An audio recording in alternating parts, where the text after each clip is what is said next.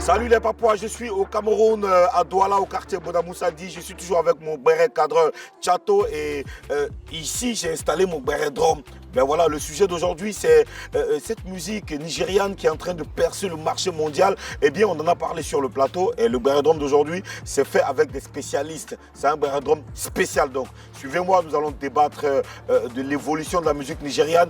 Mais la question qu'on s'est posée c'est mais où est la place de la musique francophone dans cette histoire? Suivez-moi la famille.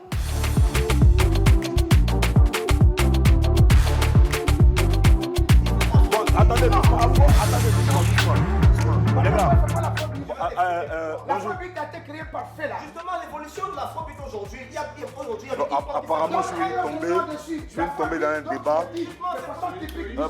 Bonjour. Mais je vous salue. Bonjour. Mon sujet d'aujourd'hui, c'est cette puissance qu'a aujourd'hui la musique nigériane. Qu'est-ce qu'eux, ils font que nous, on ne fait pas? Ben, les gars, ils travaillent. Mais on travaille on aussi. travaille, mais ils réussissent à commercialiser, ils réussissent à trouver des canaux pour mieux commercialiser la musique. Et de toute façon, il faut parler d'abord d'industrie. Est-ce que nous, on a une institution qui accompagne réellement les artistes? La première question qu'il faut déposer sur la table. Si aujourd'hui la musique francophone est en arrière, c'est parce que justement il y a ce problème de transmission qui n'a pas permis qu'on puisse créer une véritable industrie afin de combattre l'afrobeat. C'est tout. C'est pas seulement dans le domaine de la musique. Parce qu'on a hérité d'un système francophone de l'Hexagone qui ne favorise pas, qui n'a pas favorisé, n'est-ce pas, le soutien à la politique culturelle. Il y a des artistes de talent, mais il n'y a pas un mindset qui va avec, de façon à ce qu'on puisse créer le business, de façon à ce qu'on puisse savoir que quand je mets mon collègue en avant, quand un mécène est en train d'organiser, c'est que je suis en train de mettre en avant aussi tout un show business. La musique est cyclique. Dans les années 80, 90, 60, ce n'était pas la musique nigériane qui était là en Afrique. Mais aussi le contexte technique, les Nigériens ont compris. Ils ont utilisé souvent Nollywood pour remettre dans leur musique avec l'image.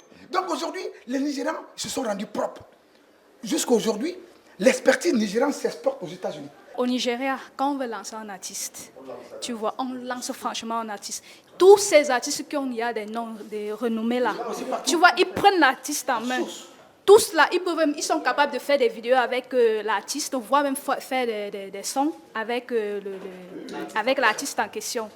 Donc ici, là, dans la zone francophone, ce n'est pas pareil. L'apport d'un gouvernement par rapport à la structure politique culturelle, c'est très important. D'accord. Mais quand tu l'as pas, c'est mort. Tu vois un peu ce que je veux dire. C'est vrai ce que tu dis, mais au Mali, ça se passe pareil. En Guinée aussi, en Guinée-Conakry, c'est pareil. Mais pourquoi ça ne marche pas pour autant? Les doyens ont fait un patrimoine qu'ils ont laissé. Appuyez-vous dessus pour faire. C'est la même chose. Allez-y prendre. C'est-à-dire, allez prendre les vieilles chansons, vous les renversez. Ça dit même pourquoi vous les. C'est ce que les Nigériens font. C'est tout. La plus grande transmission qui existe, c'est le leg. C'est le quoi, leg. c'est quoi? C'est le leg, l'héritage culturel. Ce qui veut dire que tout ce qu'ils ont déjà fait devrait nous servir. Donc ils n'ont plus besoin de dire qu'on vous tient la main pour vous transmettre. C'est à nous de transformer ça. La solidarité dont tu as parlé, Jenny, regarde comment ça se passe à Bamenda et à Bois. Ils sont solidaires et ils ont la diaspora. Tu as Dr. Ken qui fait des clips aujourd'hui, il tourne déjà des films. Parce que la diaspora anglophone soutient. On est là pour un événement, n'est-ce pas, le Domaf. Domaf, Au même moment, à Boya, il y a un événement qui a été passé au Cameroun, non? Vous avez vu? Vous avez vu? Est-ce que c'est la deuxième édition? Ils sont à la quatrième édition. Pendant qu'il y a un festival, Ici, pendant qu'il y a le Domaf, il y a le même festival. à Boya. Et ils sont à la première édition et c'est full. Parce que tous se sont mis ensemble et ils ont fait... Boya, c'est où? C'est en zone anglophone. Ah, c'est dans le sud-ouest. On est au Domaf, on est à la 12e édition du Domaf. On a encore certains rappeurs qui sont en train de critiquer le mouvement au lieu de venir prendre leur god et attacher le coquille. Vraiment, ce débat... Chez les anglophones, Oui. quand tu tombes, on te relève.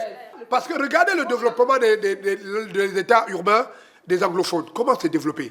Comment c'est... C'est-à-dire que les mecs sont dans une discipline qui est incroyable.